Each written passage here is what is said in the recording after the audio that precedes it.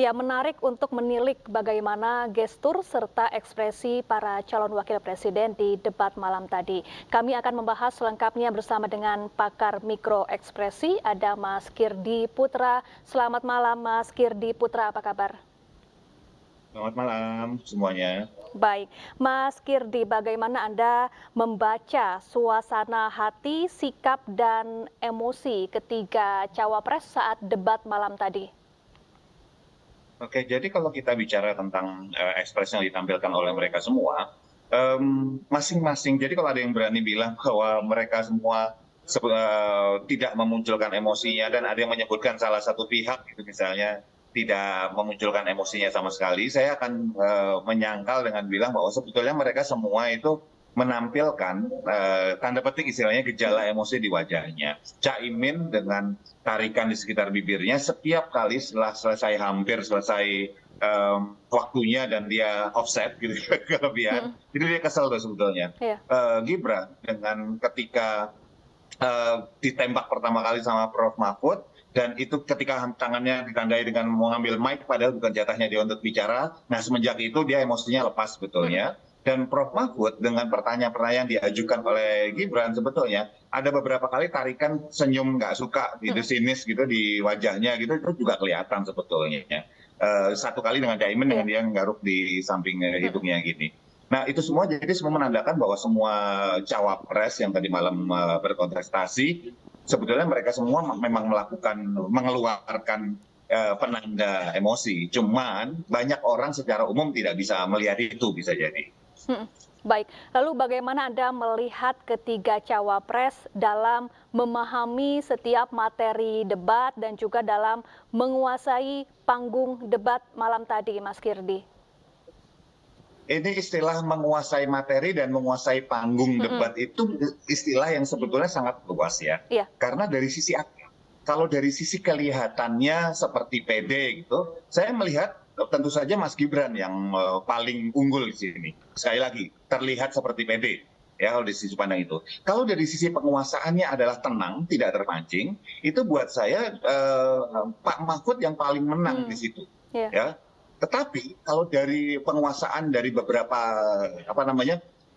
kemampuan untuk memberikan sebuah gimmick dan kemudian juga selepetan yang buat saya cukup canggih tadi malam, itu Caimin bagus di dalam posisi itu. Jadi kita perlu pilah dulu nih dalam sisi apa dibilang unggul.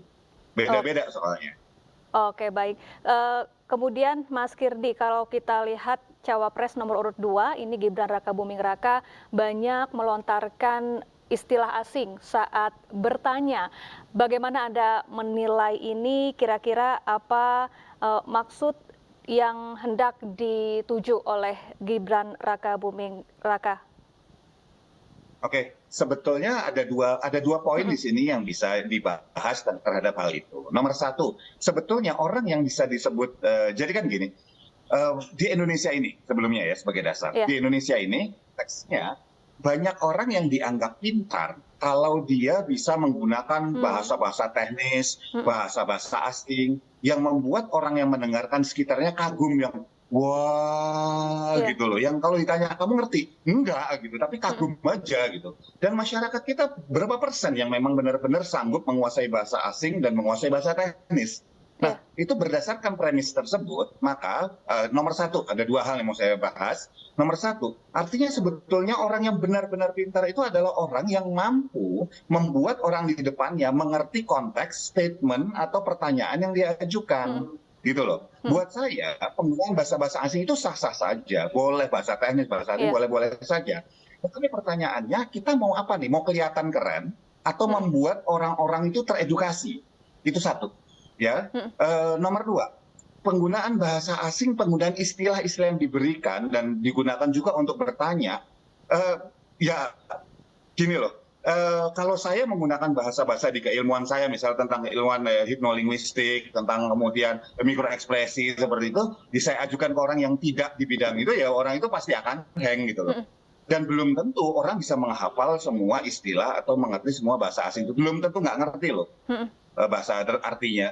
Tetapi cara yang digunakan menurut saya itu adalah cara yang sifatnya debat mungkin maaf kata gitu ya, Iya, boleh tidak dilarang, tapi debat yang anak kualitas SMA mungkin gitu loh, masih saling serang dengan definisi. baik, Dan buat saya kemampuan Caimin gitu ya dengan mengorbankan waktunya dengan bertanya itu buat saya kasih nilai plus sendiri karena lebih baik pemimpin itu kalau nggak ngerti tanya baik, daripada ngasal jawab gitu ya. baik. Akhirnya apa? Karena di sisi pimpinan membuat banyak orang jadi malah nggak ngerti gitu bareng. Kurang lebih seperti itu. Baik, Mas Kirdi, kalau kita lihat ekspresi Gibran Rakabuming Raka usai bertanya atau menjawab, kerap kali seperti tampak katakanlah agak jumawa begitu ya, Mas Kirdi. Seperti apa Anda menangkapnya?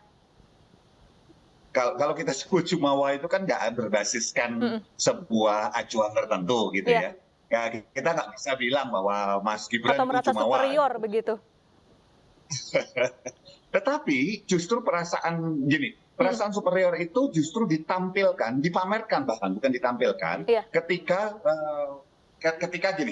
ada salah satu kesempatan dia malah mengajak untuk iya, pengikutnya melakukan seperti itu, yang sebetulnya saya yakin bahwa itu tidak pantas atau mungkin bahkan dilarang dalam aturan debat. Ini perlu dikonfirmasi lebih lanjut tentu iya, saja.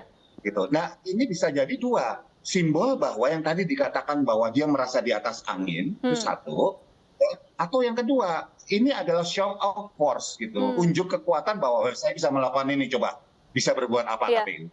Bisa jadi kayak gitu. Ekspresi Itu yang nggak baik kepuasan menurut begitu saya. ya?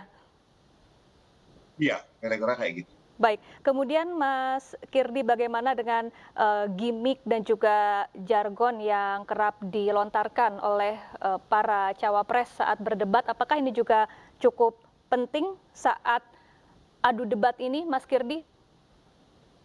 Nah, menariknya ya, ketika Caimin menggunakan jargon, menggunakan gimmick, selepet, itu sebetulnya agak berbeda gitu, dengan Pak Anies yang ketika bicara soal gimmick. Ketika dibilang bahwa yang namanya katakanlah Pilpres ini kan bukan sekedar cuman gimmick dan jargon istilahnya seperti itu. Tapi ternyata kubunya Pak Caimin sekarang menggunakan jargon, selepet itu kan jargon. Dan pakai apa namanya yang sarung seperti itu kan gimmick sebetulnya. Nah, ini bisa dilihat dari dua sisi. Apakah itu kemudian ternyata ikut-ikut juga kan, atau ternyata dia bisa beradaptasi. Itu satu Baik. dari pihak Caimin ya menggunakan jargon dan gimmick. Oke, Yang baik. kedua dari Gibran, ini ada sebuah strategi yang cukup dalam dan luar biasa menurut saya. Kenapa? Dia tiru persis bapaknya ketika pidato, cara bapaknya menggerakkan tangan, cara Pak Presiden Jokowi dalam intonasi suaranya itu ditiru. Teknik ini dalam ilmu komunikasi hipnolinguistik dan NLP itu disebut sebagai match and mirroring. Jadi dia pingin orang melihat figur Pak Jokowi, nilai-nilai Pak Jokowi, kinerjanya bagus, tenang, berani, itu lewat dari figurnya dia. Dan ini katakanlah sama dengan kita mengajak macan jalan bareng kita. Sehingga orang takutnya sama macannya. Padahal ya macannya benar, tapi kan Gibran bukan macannya tersebut. Dan kalau kita bicara Pak Mahfud itu gimmicknya adalah justru ketika Pak Mahfud menahan diri. Karena selama ini Pak Mahfud dan Pak Ganjar jadi agak bingung nih ngambil posisi mau ngapain nih. Mau nyerang dia keserang balik segala macam. Akhirnya malah turun. Sentimennya negatifnya banyak. Maka yang dilakukan, dia diam. Malam itu banyak nahan diri segala macam dan terbukti.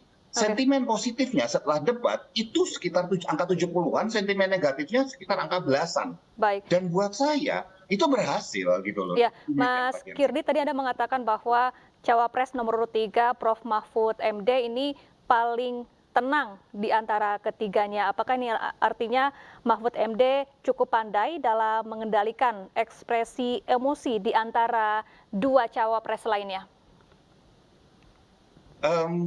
Cukup tenang dalam artian bahwa mampu mengendalikan ekspresi emosinya ya. Bukan berarti dia nggak emosi, bukan. Tapi cukup mampu mengendalikan ekspresi emosinya. Nah, buat saya nomor satu ya Pak Mahfud MD, nomor 2 Caimin, dan nomor 3 baru Mas Gibran gitu. Nah, ini kelihatannya agak jauh nih. Jadi Mas Caimin dan Pak Mahfud itu dekat.